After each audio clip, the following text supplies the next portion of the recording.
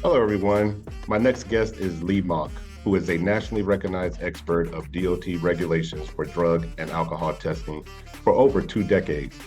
Lee is an expert of DOT drug and alcohol testing regulations. He is the founder of SAPList.com. In addition to creating SAPList continuing education program, Lee also develops and writes drug and alcohol programs and policies for employers in compliance with state and federal laws. Coordinates drug and alcohol program consulting through the Blair Consulting Group, conducts on-site compliance review for employers subject to audit by the DOT, designs educational programs for employers, including required reasonable suspicion training programs for supervisors of DOT-covered employees. So ladies and gentlemen, welcome to the show, my guest, Lee Mauk. Hello, Lee, and welcome to the show. Everything drug and alcohol testing. I know we were talking had some technical difficulties, so I don't want to make it seem like everything was good because I just try to stay honest. So we were talking about Minneapolis, and I was talking about you were from Minneapolis, and we were talking about Mall of Americas, and you were saying that I was saying everybody who comes here goes to Mall of America. Nobody that I know who lives in this city goes to Mall of America. Really? It's a tourist place. Yeah. I guess it's I like don't have any friends. I never go to the Mall of America. It's like when I lived in New York, I never went to the Statue of Liberty. Well, same thing.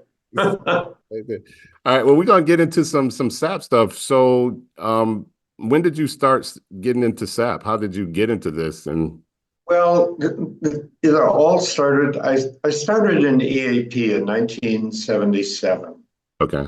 And I was working for a small mental health clinic here in the Twin Cities that worked with some of the HMOs here in Minneapolis and St. Paul to control costs of mental health chemical dependency issues. It had gotten out of control, and MCC, Metropolitan Clinical Counseling, had really developed a way of dealing with putting some controls on treatment. And so they had an employee, they wanted to start an employee assistance program, so they hired me in 1977. And I started putting together an employee assistance staff, and in the next number of years, 7, 8, 10 years, we had about 200 employers in the Twin Cities who were contracted for employee assistance with MCC. Then in 1980, and our largest contract at that time was Northwest Airlines. And then in 1989, Cigna purchased MCC, and I stayed on for a few more years. But in 1989, actually, December 18th is when drug and alcohol testing went in place for airlines. So Northwest Airlines was suddenly under this new regulation requiring testing and requiring substance abuse professionals. But in those early days, it was a very loose legislation. It's not what it is today. It changed, and then in 1991, I left and decided to go off on my own. I had been traveling for Northwest to all of the hubs around the country and doing the training the drug and alcohol training for supervisors and managers for reasonable suspicion. And I knew I had learned the regulation really quite well, and I had learned who some of the people were in Washington that were important to the regulation. And so in 1991, I just decided I've had enough travel and I was going off on my own. And so I started a consulting business, basically consulting in the AP. But in 1994, the regulation added alcohol testing. And I went to a training in Chicago with Donna Smith. And it was a 3-day training down there about how this regulation was changing. And so I was part of that, and I could add that to my kit bag. And then in 2000, the new regulation came in that required SAPs to be trained, that set up a whole new process for this. It got much more specific about what SAPs needed to do with the regulation, much more definition to the employer responsibilities and service agents. And that then went into effect in 2001. And at that point, I immediately hit the road and started training SAPs. I had been training SAPs here in Minnesota for 5 years, but because I knew that the regulation was something that was really not something they had ever done before. And I really felt they needed to be trained. Well, suddenly in 2001, qualification training was required, and I had 200 overheads, and I had a manual, and I was ready to go on the road. And so in the next 8 years, I then traveled to most of the large cities in the country, and ultimately had about 3,000 people in my trainings. And in 2003, I created saplist.com because I was getting calls from employers saying, I'm here in Dallas. Do you have any SAPs that are available in Dallas? And I would go to my records and I would look it up and I would tell the employer and he would say, thank you very much, and he'd hang up. And I thought, I can't spend my life doing this. So I set up saplist.com, which was a directory, a nationwide directory of SAPs. And then in 2007, I added SAPList-U, which qualifies as the continuing education for SAPs that they need. Now I just consult. I don't travel anymore. I get emails from SAPs. I get calls from employers. I get questions from employers. And I spend most of the day just answering questions. Consultant, which is how we met. Which is how we met. How we met.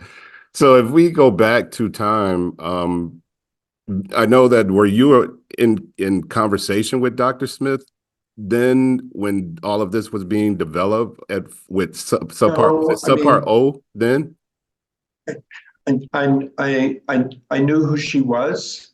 She was very instrumental in the writing of the regulation, but I didn't have any direct contacts with her at that time. I had no reason to. She didn't call me to ask any of my opinions on this.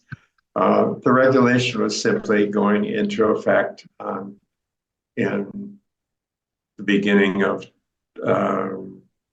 sometime in 2020,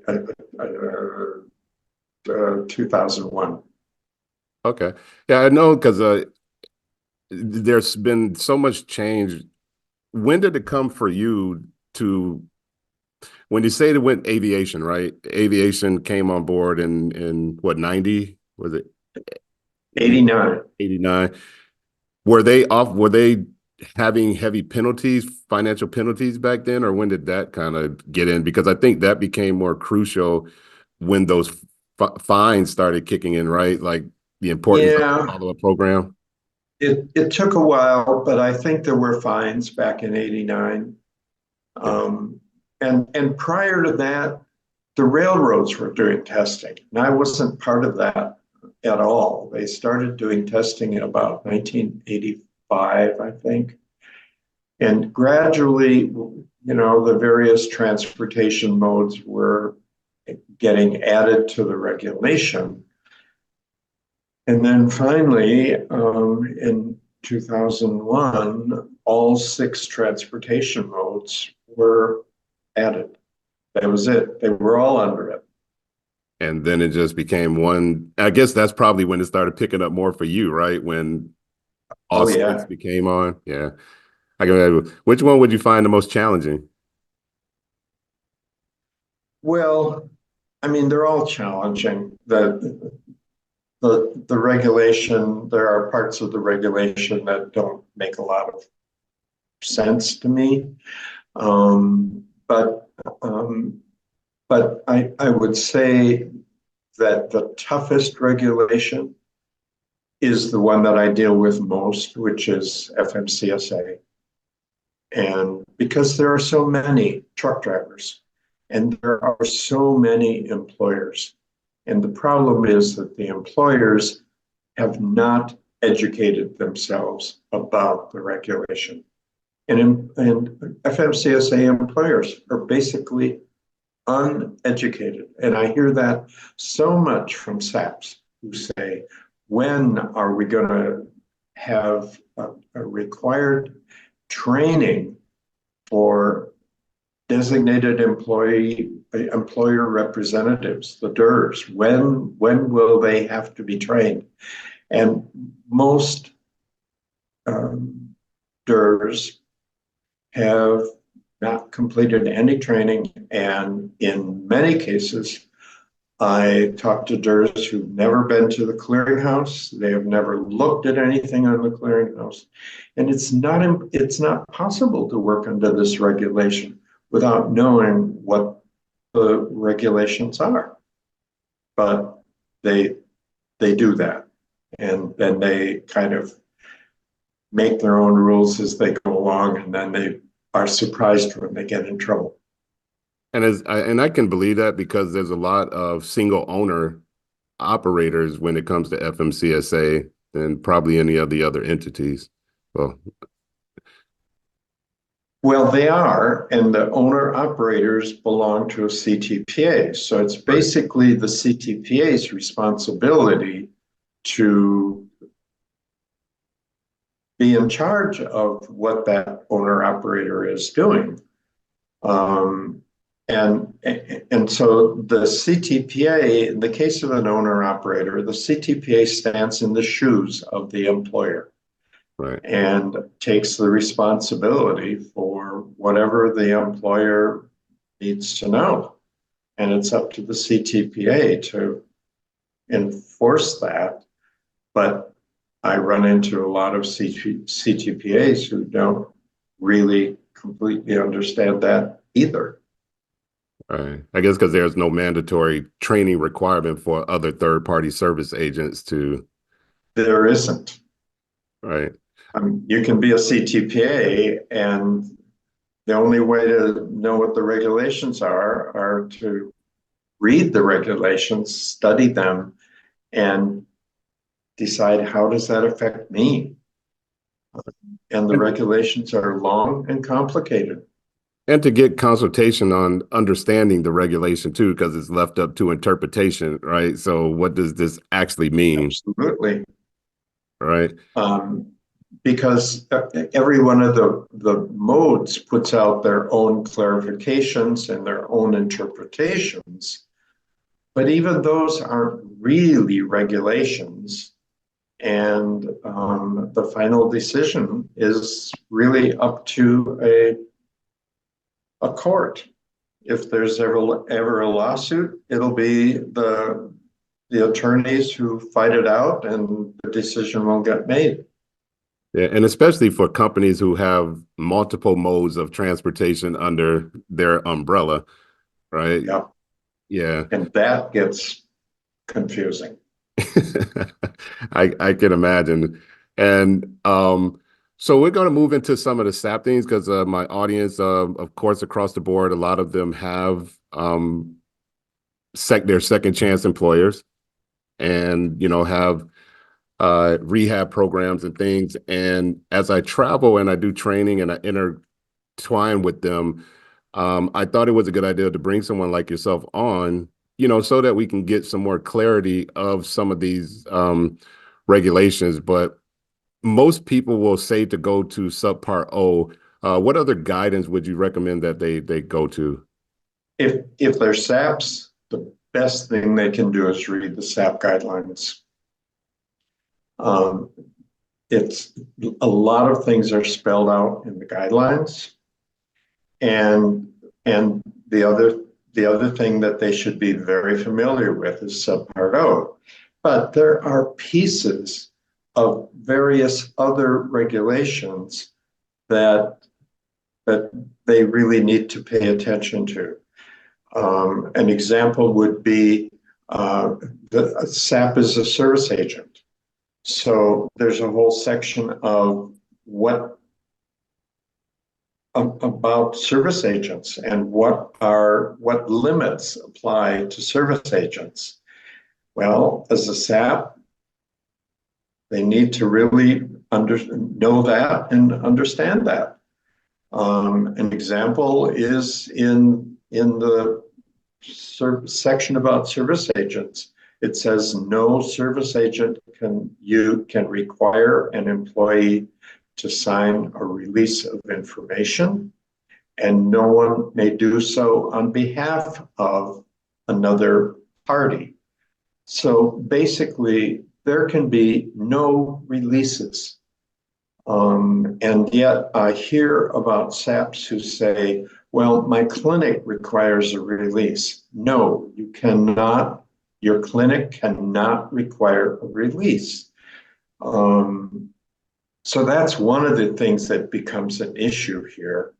Another one is, things like, in 355N, it says that no service agent can withhold the paperwork. Well, there are SAPs who say, you haven't paid me what you owe me, and I'm not going to continue with you until you can come up with the money. Well, that service agent is in violation because they're withholding the process. They're withholding the paperwork. And 355N says that you can't withhold paperwork in lieu of a payment dispute. And that's a payment dispute. Right. So there are other parts of the regulations that apply. But the other thing is a SAP should understand what the MRO does. A SAP needs to understand what the collector does. And those are separate sections in the rules. And so it's really important that a SAP become familiar with what those are. Would you have a concern if a SAP is constantly dishing out the same level of treatment for everybody, like? Oh, absolutely. And so would ODAPS, the Office of Drug and Alcohol Policy and Compliance. When a SAP is audited, the auditor may say, I'd like to see all of your records. And if every employee has been sent for 8 hours of online education, right, that auditor is really going to raise a question with the SAP and say, what are you doing to individualize your treatment plans? Because it's not showing up in your records. Right. And that's one of the things that's been happening lately, especially because of online, um, the fact that SAPs are able to do assessments online. I personally don't think you can do a qualified assessment online. And many of the SAPs who go into doing online are making the assumption that all I'm going to do then is send them to an online education and then he goes back to work. I think that happens for a lot of SAPs. Because I've seen, where someone would go to a treatment and the next day they're back. You know, and I always thought that as that's not possible to have a very valid treatment assessment of someone.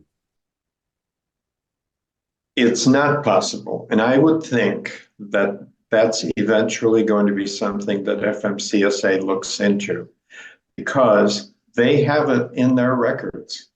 They have the date of the assessment, they have the date of that the employee completed the SAP's treatment recommendation.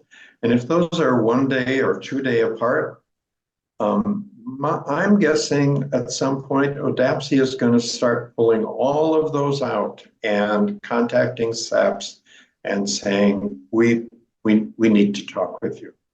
So, and in some cases, it's just a matter of the auditor simply knocks on the door and says, I'm here, I want to see your records. Right. It's interesting when I was going through your FAQ. So everybody, Lee does have on his saplist.com a bunch of FAQs that are separated from employer, employee, and SAP. So you can go check all of those things out as well. I know that one of the things that I'm seeing, and I'm kind of going to cover some of the things that I've been seeing.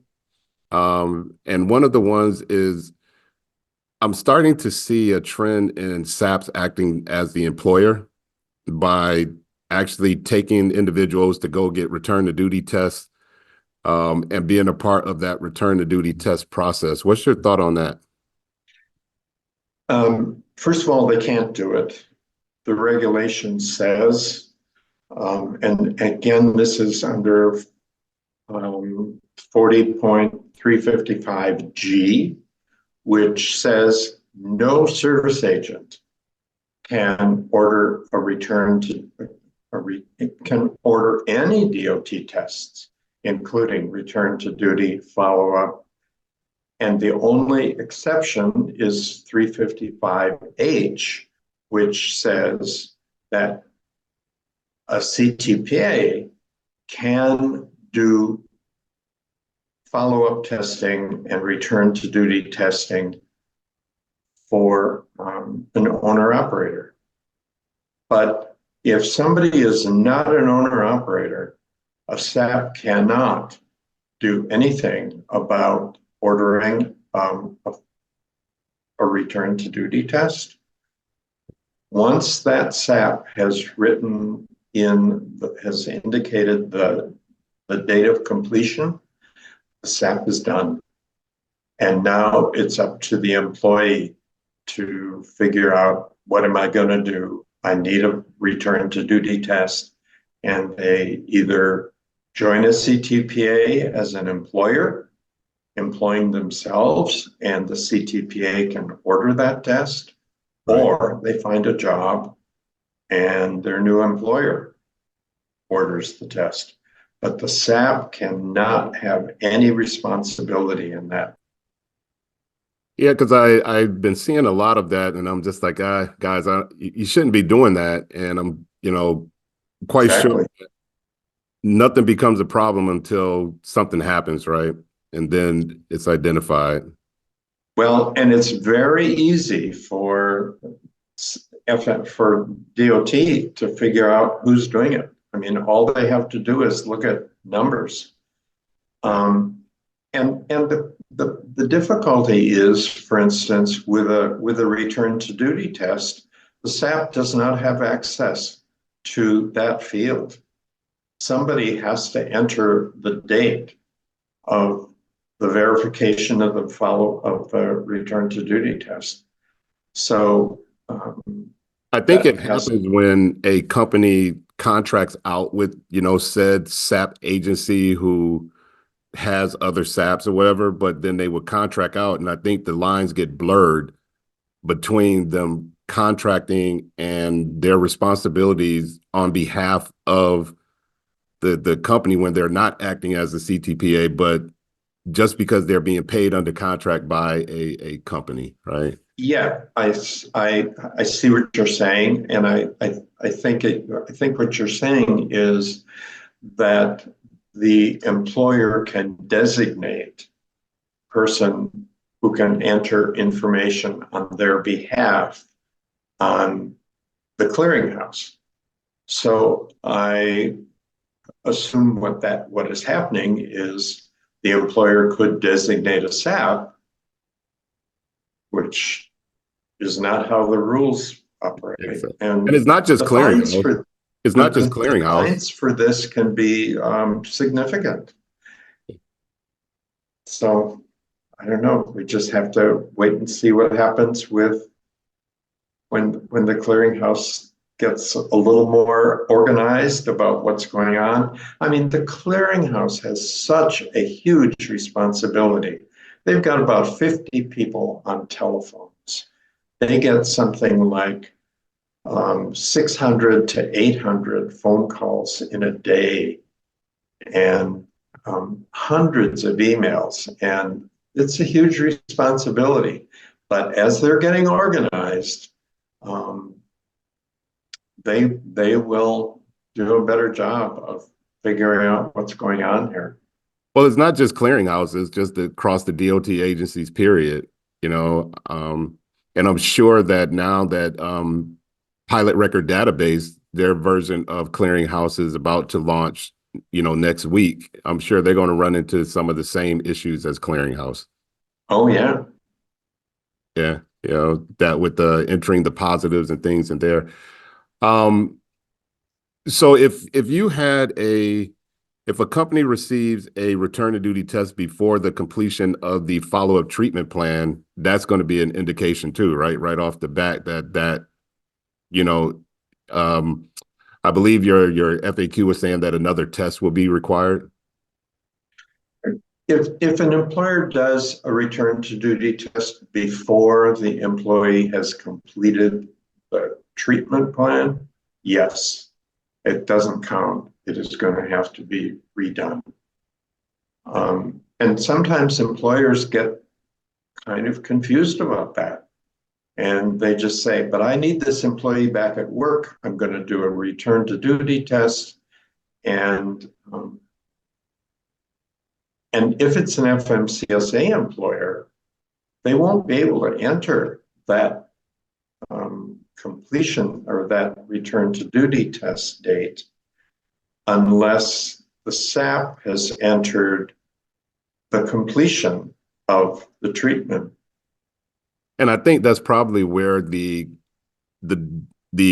oversight that will eventually kick in when they start seeing a growth in the SAPs who are acting on behalf of the employer, who are sending them to do return to duty tests and then give them their follow-up treatment. And then the company takes that return to duty test and puts them in the pool. So when they get audited, then they're going to see the timestamp and difference between the follow-up date and return to duty date. Absolutely. I mean, this is a huge computer. It keeps track of the exact day, hour, date, minute that anybody looked at anything on a driver's record. But let us not forget, there are 5 other modes that do not have clearinghouse. That clearinghouse. Yeah.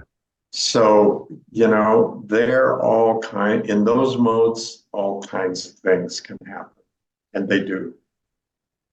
On the I'm looking at my questions here because one of the other questions that came across that someone wanted me to ask you was when an individual tests positive for, say, like drugs, and they go in for treatment and they end up being in the follow-up program for both drug and alcohol, how does that transpire? Like, what happens with that?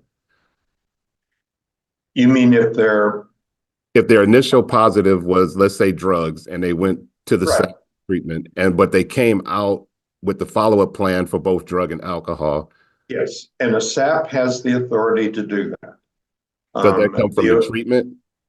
DOT says that if the SAP determines in the assessment that the employee has um, problems in both drugs and alcohol, the SAP has the authority to set up a treatment program that is going to be for both drugs and alcohol.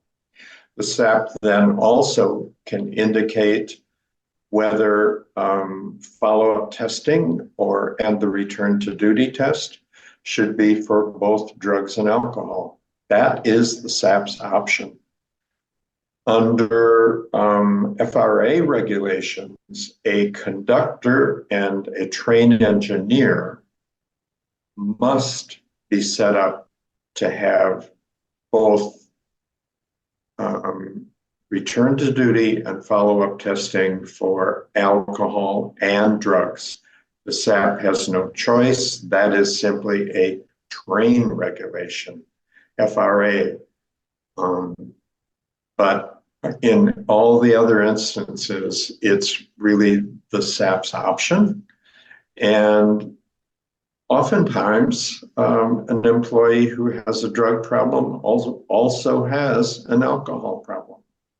Just might have tested positive for drugs, wasn't tested for alcohol, but that doesn't mean he didn't have an alcohol problem. Yeah, I think I've seen only one time where someone tested both drug and alcohol positive on the same uh, test. Well, these are two different tests, Yeah, and the alcohol test is a breath test. right. The drug test currently is a urine test, but it will eventually also be the possible oral fluid test. And when an employee is drawn for both is drawn randomly, and some random selections will order both alcohol and drug. Right. That employee may be tested for both on the same day. However, the most recent FTA newsletter really put out a kind of statement that said, if your employee is drawn for both drugs and alcohol randomly, they suggest that you do alcohol one day and send them another day for the drug test, that you not do both tests on the same day. Wow. So and it's interesting that they've taken that position, but I think it makes a lot of sense. So anytime anybody tests positive for alcohol during the day, the first question I ask myself is, where was that supervisor? Right. How can somebody have alcohol in his system, alcohol in his breath, and nobody caught it? And somebody even approached him and said, you go get tested. That's a reason for reasonable suspicion. Got to get them in it. Yeah, man. So one of the other heavy questions that came out was the challenges that they are having with trying to navigate this whole break-in service situation when someone is in the follow-up program, i.e. whether they're on administrative leave or whether they're changing companies. I guess that's been a big confusion too, is like, how do they navigate the running calendar for the breaks? Like, what is considered a break in service, other than leaving companies with unfinished tests? Well, start out with the rule that all testing is on duty testing. So when an employee is not on duty, he's not tested. Right. So a break in service could be a medical leave, could be that the employee is laid off, could be that the employee leaves an employer and says, I'm done and I'm going to look for another job. And it takes 3 months for him to find another job. Well, during any of those breaks, and those are all considered breaks in service, Right. there can be no follow-up testing. And this is why I tell SAPs to always express your follow-up testing program in terms of months, 12 months, 18 months, 20 months, whatever it's going to be, rather than in years. Because when a follow-up testing program has been set up where the SAP has said in year one, and now the employee takes a 2-month medical leave, the employer tears out his hair and says, wait a minute, we're in year one. What do I do now? Right. Well, that's why SAPs need to express it in terms of months. The SAP can then say, if he's on a medical leave for 2 months, then you simply extend the the follow-up testing plan by an amount of time equal to the time that he was not on duty, which would make that 12-month plan a 14-month plan with 2 months in the middle that are his medical leave. Employers need to document that. They need to keep track of it. SAPs, there are many employers who say to the SAP, well, rewrite the program.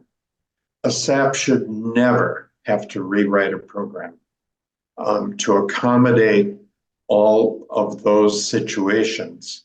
The employer has the written program in front of him.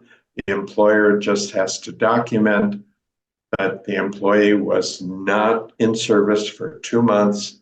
Therefore, the 12 months is being extended by a period of 2 months.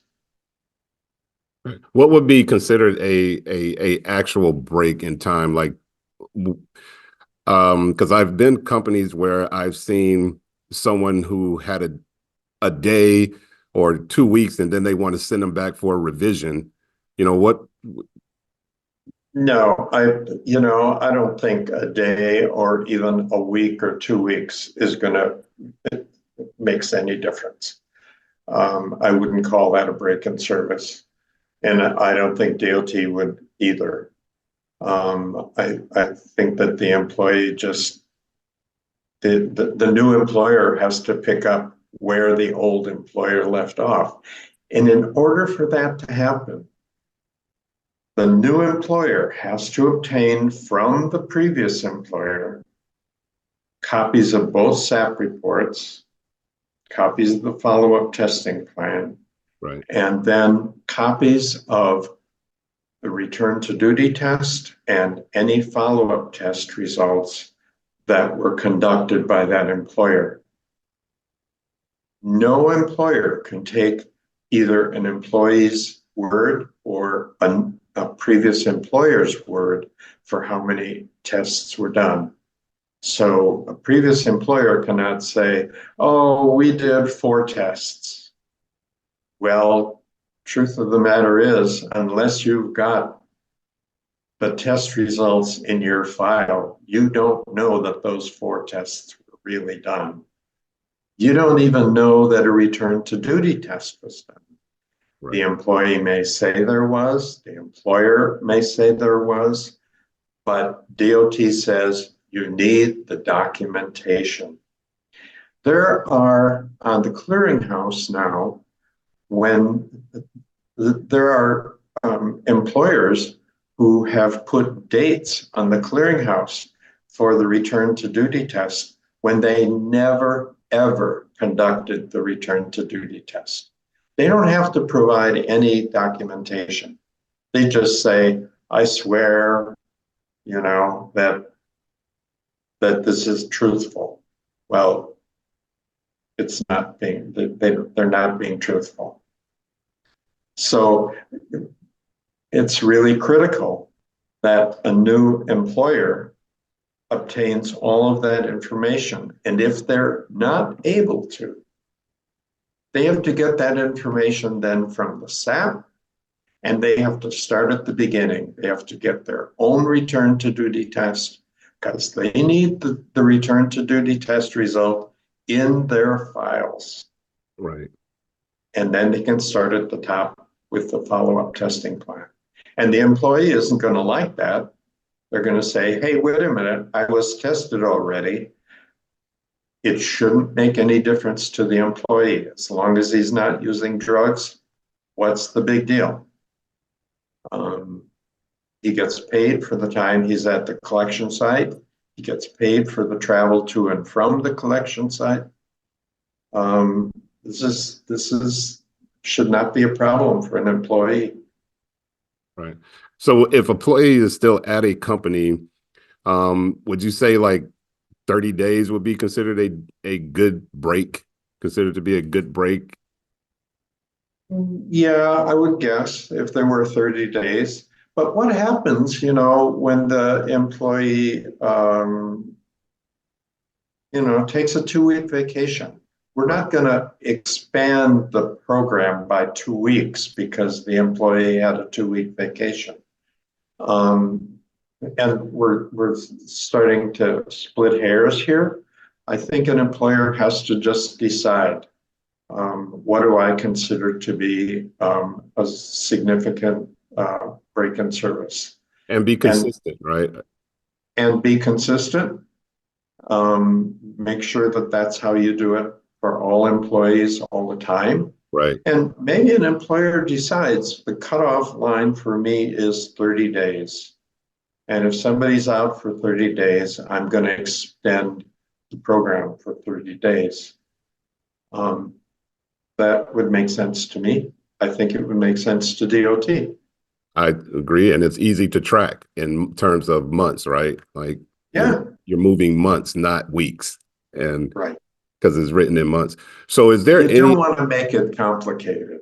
yeah, if you speak in terms of months, like you were saying, recommending that they put it in months versus years, then it's easy to track breaks by months Right. at a time, because then you're moving months instead of trying to calculate days and weeks. Right. So if something is 7 weeks, make it 8 weeks and make it 2 months. Right. And you move months and it's easy to track, right? Right. Is there any good time to do revisions? Because I'm starting to see revisions like popping up left and right, like for, like I said, for weeks or breaks that are now being revised. Is there guidance on that? No, there's no guidance.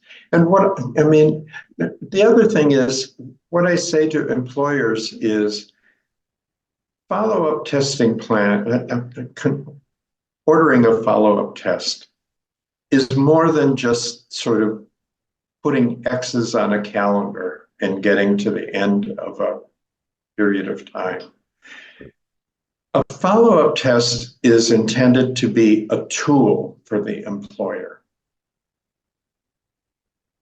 So an example could be that an employer might have tested an employee last Friday before this 3-day weekend. Yesterday was Labor Day. Today is the employee's first day back. The employer could certainly do a follow-up test today. because the employee had 3 days off. He could have been hanging out with his buddies. He could have decided to smoke a joint. That's the time to, that's how follow-up testing plans should be executed. But there may be a reason to do a test immediately after a payroll.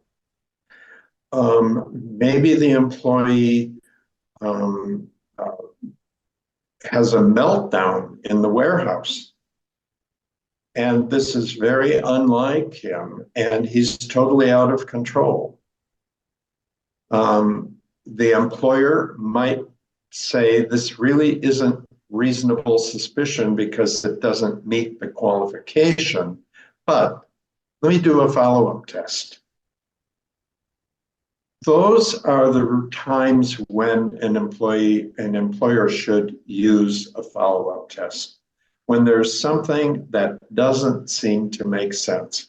The employee is gone mysteriously for 4 days, and when he comes back, he doesn't really have a reasonable explanation of where he went. Or it could be the employee in an FMCSA situation backs up the truck and does some major damage on the loading dock.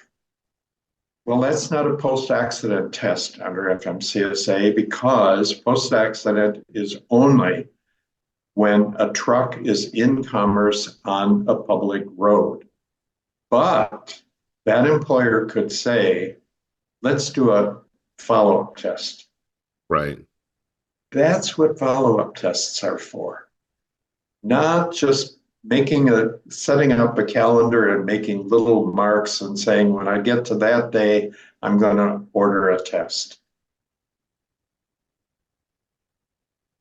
Yeah, I think that a lot of these situations are just I agree with you. Like, I'm not understanding why it's not a requirement for them to get some type of SAP, education as far as the employer goes, and it'll probably help mitigate a lot of these out of compliances, across the board. The same as where I feel like, every DER should learn collector training, Absolutely.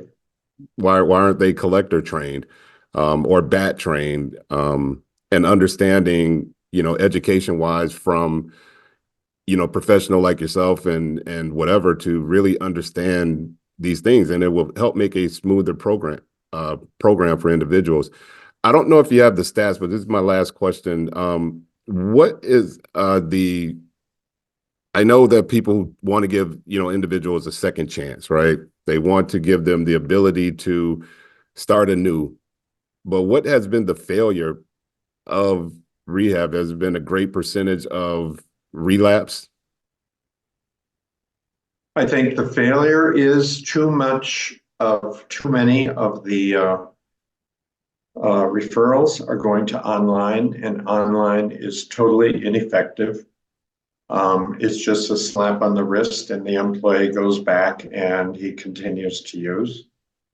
I think that there are referrals that are made to treatment programs, which treatment programs don't always understand what this regulation is about.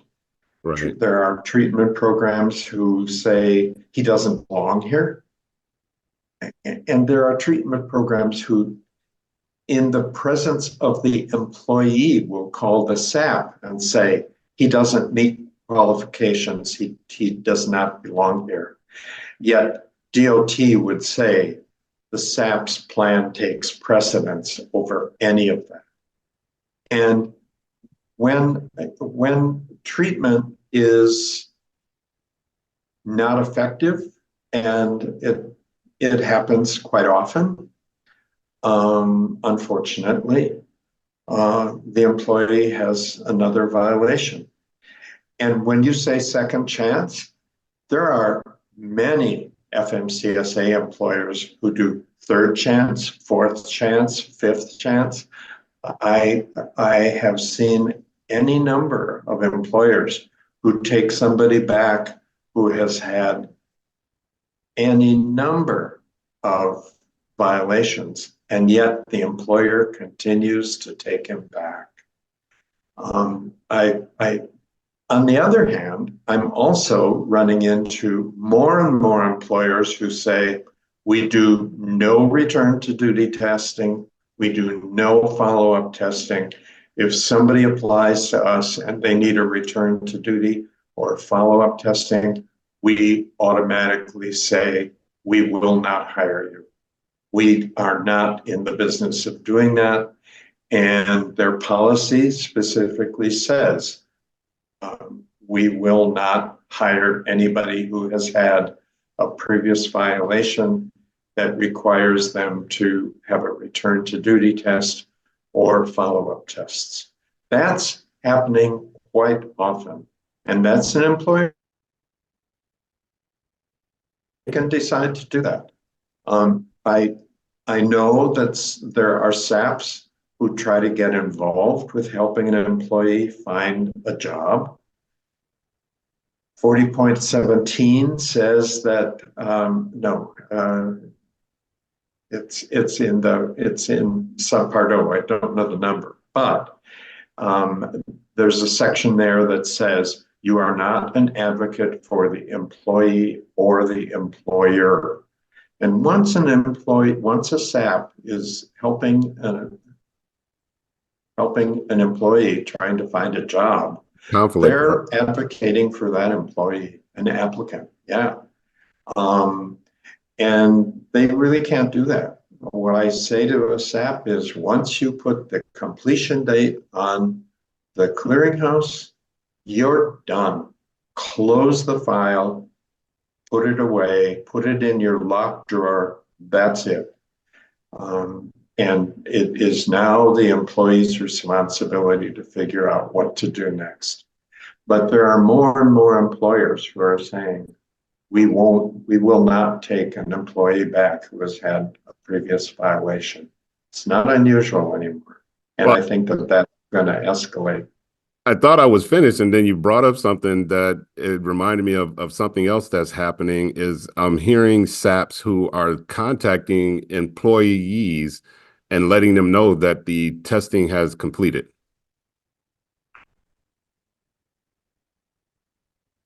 SAPs who are they're contacting employees and letting them know that their follow-up program has completed and they're completed all their testing. SAP doesn't care.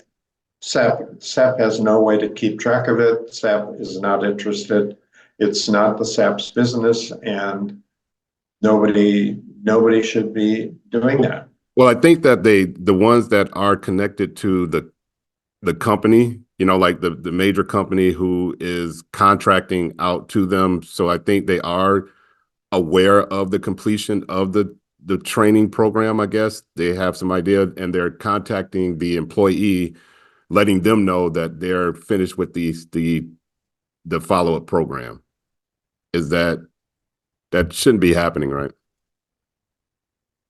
Who's contacting the employee? I'm a little confused by the question. The SAP? Right. The SAP is once I guess the SAP.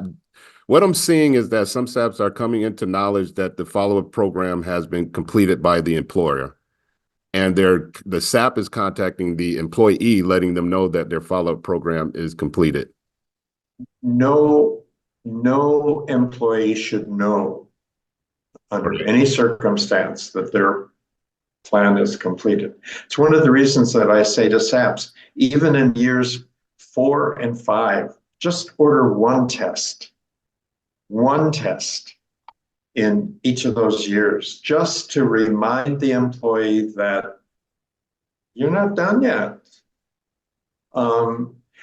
Because once an employee knows that his program is done and he's going to not have any more follow-up testing, that gives him license to start using again.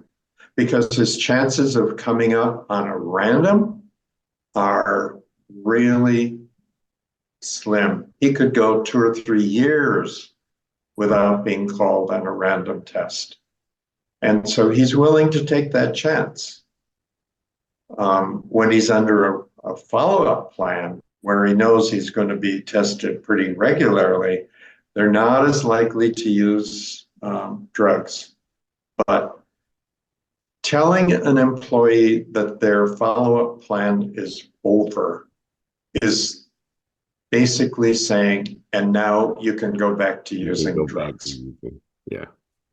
I didn't agree with that, and I kept hearing that, and I knew I had a question. Shouldn't happen. In my head. All right, now this is going to be my final question. I know. Oh yeah, right. This is going to be my last question. So there is a confusion between the 5-year completion of the understanding of Part 40 saying minimum of 6 and 12, right, and then a max of 60 months. But it can go beyond the 60 months depending on the breaks of service, right? Oh, yeah, it could. I mean, an employee might be without a job for a year, but the 60 months is still the requirement. Right. So, that year gets stuck in the middle and it still becomes 60 months. Right. In that case, it would simply be 72 months. But the SAP has the option. I mean, I recently talked with a SAP who said, here was my treatment plan. I said 80 tests in 60 months. And he left it up to the employer. And it was an FAA, actually. And he left it up to the employer to decide. And the auditor that had been involved in this actually said, this is a great plan.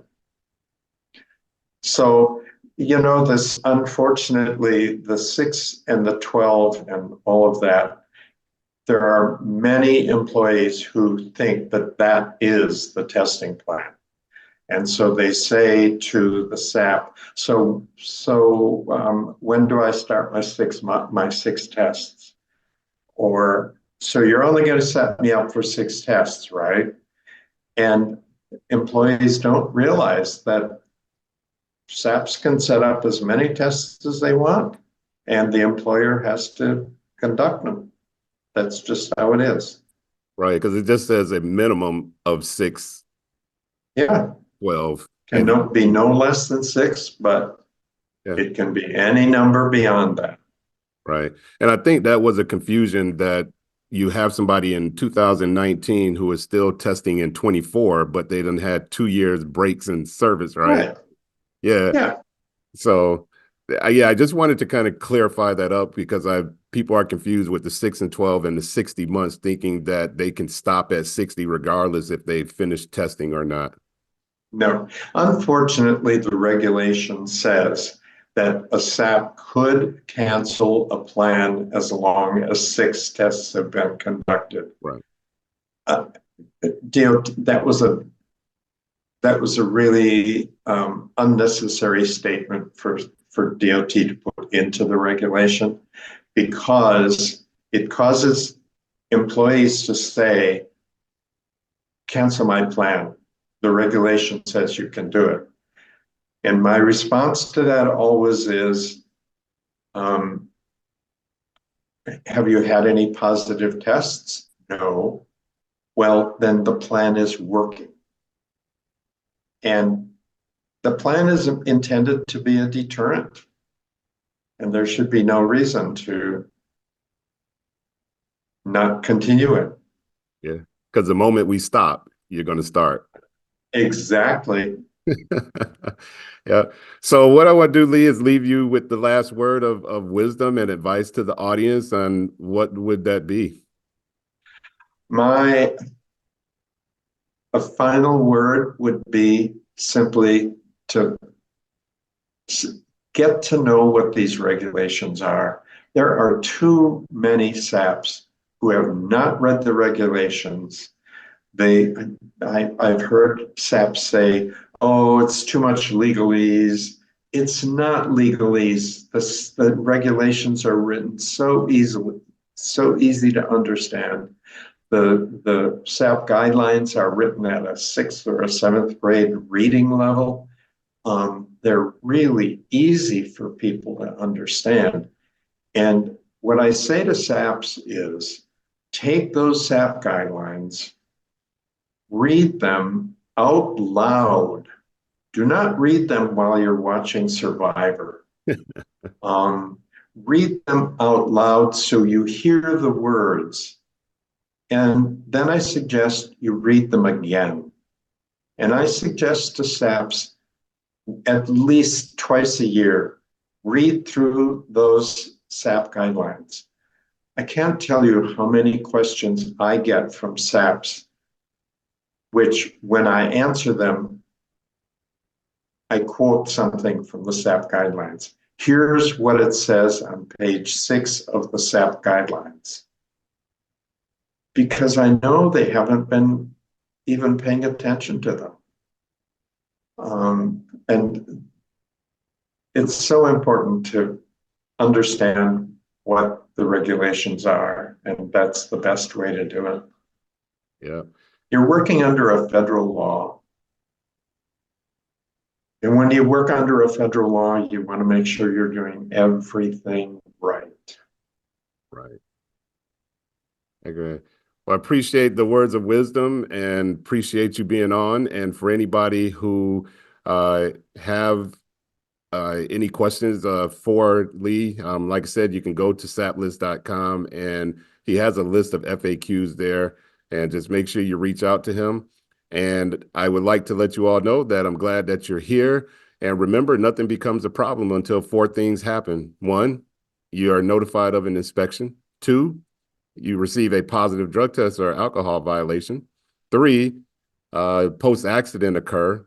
And 4, someone refuses a test. So make sure that you have all of your stuff together, and I will talk with you next time on everything drug and alcohol. So I will see you later. All right, Lee. Okay. All right, bye-bye.